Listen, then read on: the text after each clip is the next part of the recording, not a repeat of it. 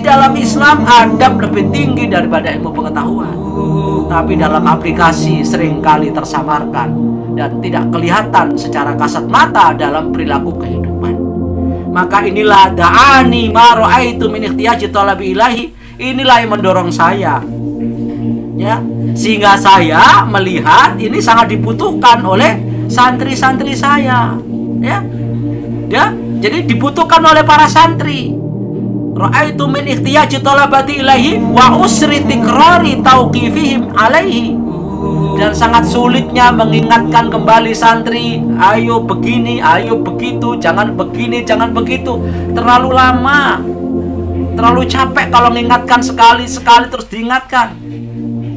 Maka beliau katakan sudah dibikin buku saja, dibikin tulisan saja biar dipelajari oleh santri semuanya, sehingga kiainya tidak perlu mengingatkan kalau ada yang perilakunya begini dan begitu.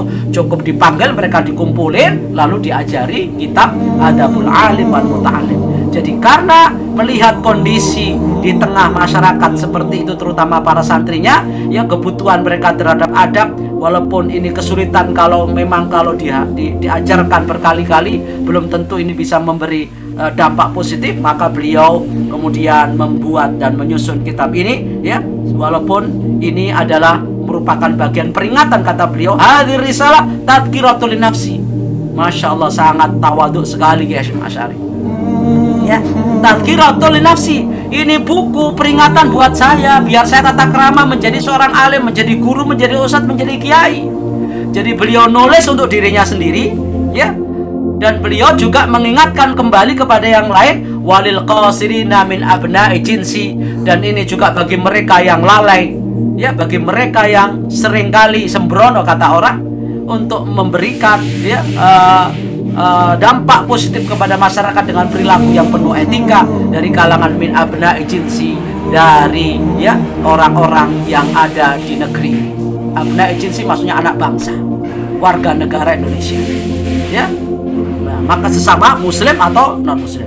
Maka wasamaituha, saya namakan kitab ini Adabul Alimi wal Muta'allim. Berangkat dari latar belakang itulah, maka saya beri nama kitab ini Adabul Alim wal Muta'allim, adab atau etika tata krama seorang alim, seorang yang ahli agama, ya, atau tidak ahli agama tapi landasannya agama, wal muta'allim, etika menjadi seorang santri, pelajar, mahasiswa atau murid siapapun, maka harus mengikuti tata krama, etika, sopan santun dalam pergaulan, berinteraksi kepada siapapun, di keluarganya, di tengah masyarakatnya, di kantornya, di perjalanan, ya, dimanapun, di masjid atau di luar masjid, tetap harus menjaga etika. Kita masuk WC saja etikanya, apalagi memasuki istana.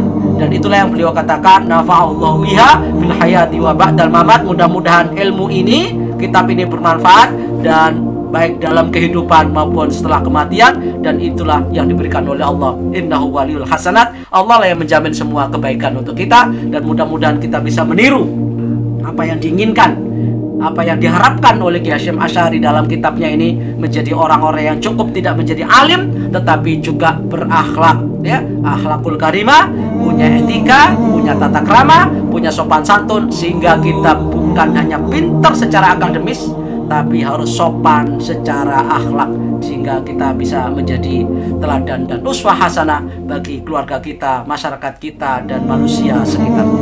Nah, inilah sekilas tentang mukadimah daripada kitab Adabul Alim wal Muta'allim yang bisa menginspirasi dari kehidupan kita, baik kita sebagai santri maupun sebagai guru, sebagai ustadz, atau sebagai apapun. Tirulah apa yang diungkapkan dan laksanakan apa yang disampaikan oleh Hadratus Syekh Hasyim Asy'ari, muassis, ya, Nahdlatul Ulama, dan muassis pesantren Ma'had As-Salafiyah, ya, Ma'had Asy-Syafiyah As-Salafiyah seperti ini, Temburan Jombang, Jawa Timur.